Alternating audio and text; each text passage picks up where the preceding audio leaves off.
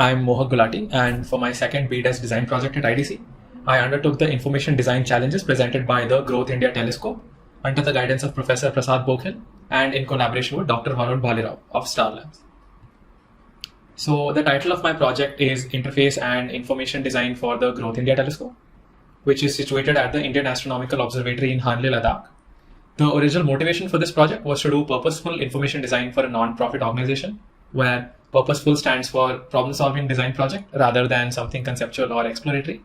I wanted to do a project in the domain of information design so I could improve my skills and knowledge in that domain. And finally, I wanted to channel all of this into a live project with real-world constraints, unlike many of my previous projects. So all of this was made possible thanks to a close collaboration with Star Lab under the Physics Department of IIT Bombay. And this collaborative project came with 3 objectives. So understanding the users and their challenges, understanding the complex data in a completely new domain, and not only designing but working to develop the solution that I propose. The scope of this project involved conceptualization, design, evaluation, and then all the way to development. Some brief background. The telescope I worked on, called the Growth India Telescope, is part of an international collaboration called Growth. The organizations that are part of this collaboration pool resources and then they study time-sensitive astrophysical sources together. The Growth India Telescope, which is a part of that collaboration, is India's first fully robotic optical research telescope. It's located in Hanle, Ladakh, away from all the light pollution, offering optimal sky conditions for astronomy. The telescope is operated by Professor Bhalirao from Star Labs, and it was created as a joint venture between the Indian Institute of Astrophysics and IIT Bombay. So Star Lab itself is a small astrophysics research group with around 20 members, including faculty, PhD, and project students. The lab is led by Professor Bhalirao, and their focus is to leverage the strong technological resources of IIT Bombay to create cutting-edge research instruments like telescopes and satellites. In my initial discussions with Professor Bhalirao and the team, we were able to identify 2 key problem areas where I could help. The first was a need to visualize the live status of the Growth India Telescope. And the second was a need to properly access the vast amounts of data collected by the robotic telescope. So the first need was for researchers within the lab as well as enthusiasts and patrons that visit the lab. And the proposal we came up with was for an online dashboard for live status visualization. But for the second need, it was entirely for experts and researchers within the lab. So we came to a proposal for a search or query platform to access that collected data. So with the 2 identified proposals, I went ahead with my project. And we will start by looking at the first need, that was the live dashboard. The telescope is located remotely in Ladakh so that it gets the best night sky conditions. The team decides and assigns targets to the robotic telescope and it takes care of the rest. But while the observations are automated, 1 or 2 researchers from Star Labs will usually remain available and present overnight to monitor the progress and to sort of ensure smooth functioning of the telescope remotely. And there are many things that they keep track of. Currently, this is what the list of targets looks like. It's entirely in script format, and this is how the live status shows. So it shows as a series of live warnings and messages in a command portal. So the existing way of tracking status and observations is in the form of tedious lines of code, which is absolutely not conducive to efficient parsing and understanding of information. This is why Professor Bhalirao and the other members recognized the need for this data to be organized in a more visual and a more user-friendly way. To get a better idea, I looked at existing astrophysical interfaces, and I can broadly group them into 2 categories.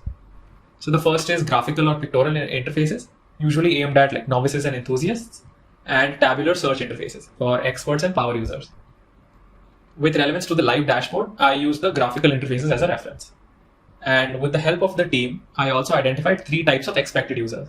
So researchers, enthusiasts and guests, and patrons. The researchers are mostly interested in accessing important information and getting the live progress visualized, while for the others, the dashboard would serve as a sort of eye candy and an exciting introduction to the work that happens at Star Lab. A big chunk of my time went into understanding and working with the variables. For the dashboard, we wanted it to have a sky map, 3 clocks for IST, UTC, and LST, a section showing the parameters of the target being observed live, a section showing project information of the live observation, and then current status of image exposure, and finally the amount of time the target has been observed. So we formulated these variables into 2 modes. The night mode has all the live variables, since this is when the telescope is functional and taking in data.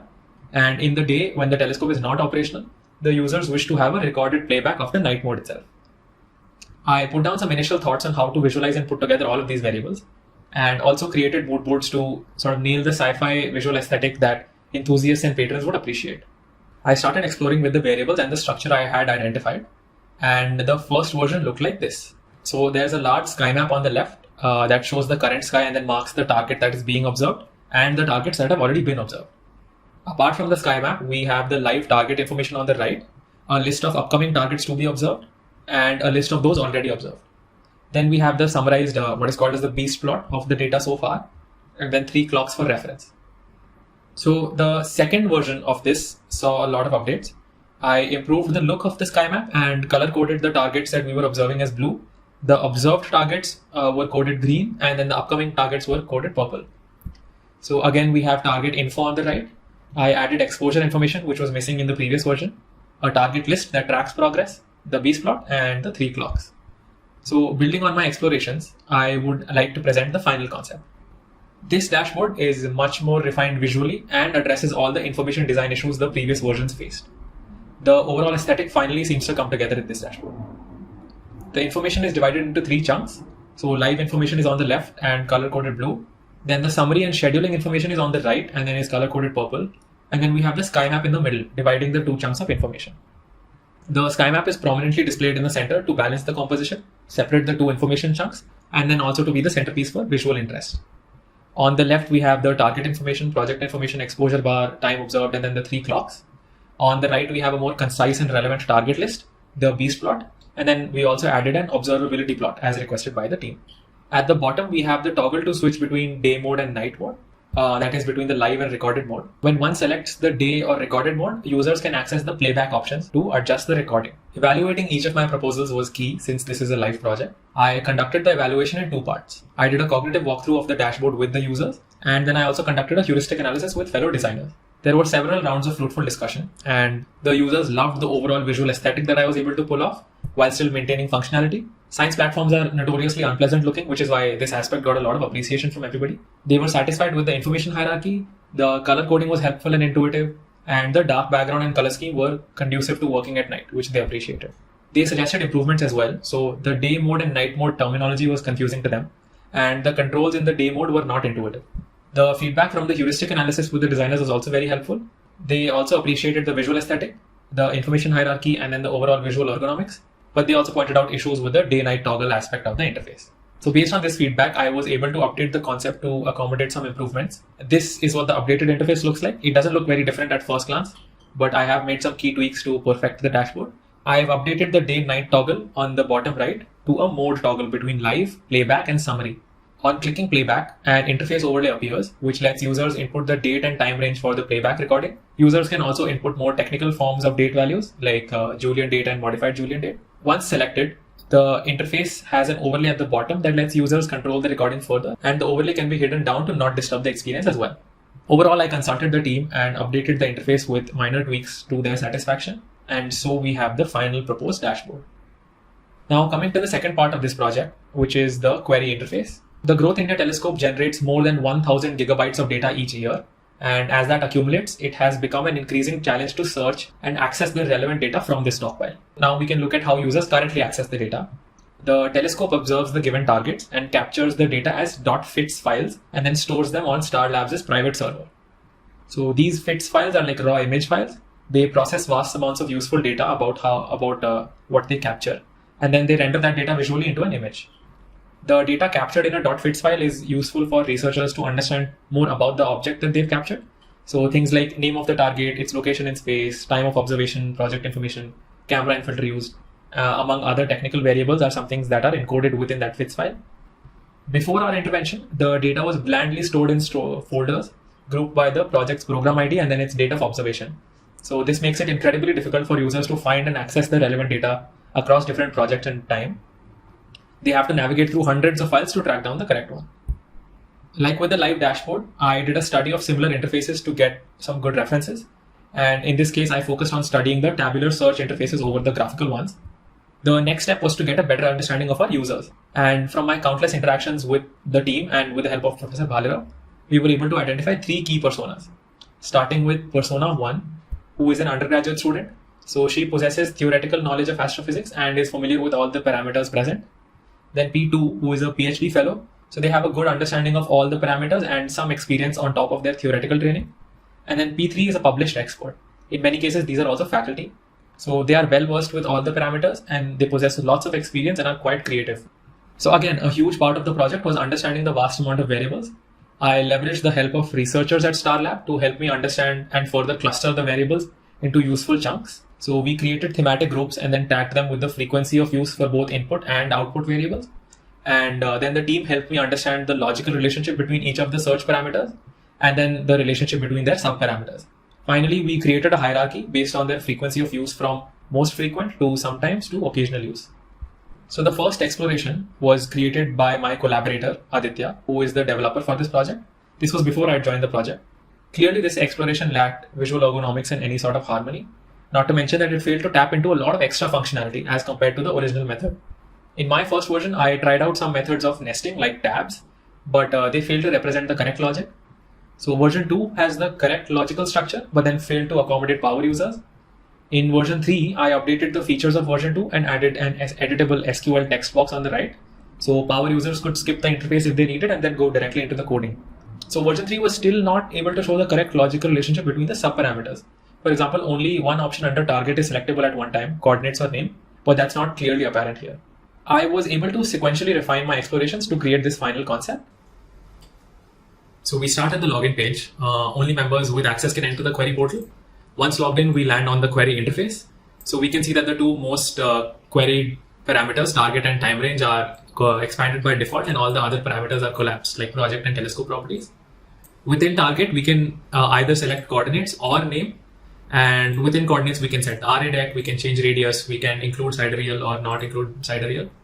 And then within name, we can enter a name and then decide how to match target name, either exactly or approximately.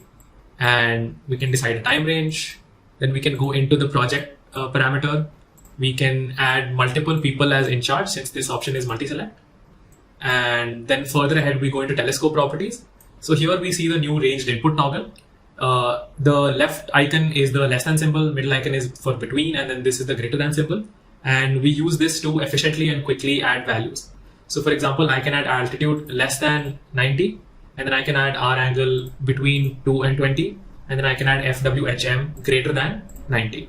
And then I can quickly remove these queries as well. Similarly, you can select a filter. And finally, we can go into the output variables, where all the commonly expected output variables are selected by default to save users time. But then they're welcome to customize this to their needs as well. Once we're ready for all this, we have the floating SQL query preview on the right side. This will show us a summary of what we've selected here in a simple code format, which most users at the lab would understand. And then we can submit query. So the output for the query is a table, and this table is sortable and filterable. Once users get the correct orientation of the table that they want, they can either create a download script or download this as a CSV. Again, it was key to evaluate this diligently since it's a live project. I wanted to evaluate three key aspects: learnability, sustainability, and desirability. And to pursue that, I conducted the evaluation again in two parts. So user testing with the lab members and then heuristic analysis with experienced designers. I planned and conducted the heuristic analysis with 2 interaction design students, 3 corporate UX designers, and 1 academician in this domain. And they were given an explainer document which provided the context for this project and then the list of the 5 heuristics to evaluate. So flexibility and efficiency of use, aesthetics, recognition rather than recall, user control and freedom, and then the match between system and the real world. The findings were largely positive. The evaluators validated each of the principles against my design, and then there was slight contention with one principle due to the unfamiliar ranged input toggle that I proposed, but otherwise it was a resounding success. Similarly, I planned 2 sets of tasks to be performed by a user from each of the personas that we created. So undergraduate student, PhD fellow, and then published expert. Each user performed the tasks diligently and then they answered questions for my study. The undergraduate student liked many features, including the SQL preview text box. He was confused by the newly proposed ranged value input at first, but then eventually he said it was very useful once he got accustomed to it. He did wish for the interface to mention correct input formats. The PhD fellow said that the new ranged input toggle needed explanation, but overall the interface is very user-friendly. All the default values are well-defined, and of course SQL preview is very cool. And finally, the published expert was also very happy with the overall experience. He personally liked the ranged input toggle, saying that it was intuitive, but asked for examples of input formats as well. In summary, the 3 key criticisms were to declare input formats, to make the output section more distinct, and to provide a disclaimer for the ranged input toggle. To address these, I updated the final proposal. So this is what the update looks like. I added a small information icon here next to the input. This gives people a tooltip when clicked and allows users to know what the acceptable input formats are. I added a drop down to change the units for the radius. I made the headings bigger and bolder to give more distinction to each of the sections. As we scroll down, you can see that I've added a disclaimer on how the icons work for the ranged input toggle. And then further down, I've added a clear distinction between the output section and then the input section on top. The design files are currently with my developer, Aditya Krishna, who is working with me to bring this project to life over this summer. There was lots to learn this semester. I got the opportunity to work with live constraints, and I got to follow a very grounded methodology for this project. I learned about a variety of things within astrophysics thanks to the team at Star Lab, who were very helpful and very accommodating. The close proximity and small team size ensured that I followed a very user-centric process, which was very nice to experience. I faced some limitations as well. Since the team size was so small, I worked on a very niche problem area, so the impact my project would have on a grand scale is small. But I'm humbled to have been able to have a positive effect even on a few people with my work. Within a small team, it's possible for outspoken people to overrepresent themselves. But since I was wary of this, I could accommodate it well during my conversations and during the feedback sessions with the researchers. All in all, I think the successful completion of this project has served a valuable purpose of introducing engineering departments to the kind of value designers can bring to their work. And this bodes well for future collaborations within IIT Bombay and the larger scientific community on a whole. This has been a presentation of my work over the past semester under the guidance of Professor Bokhil and with regular feedback from Professor Srikumar and Professor Povaya. Thank you.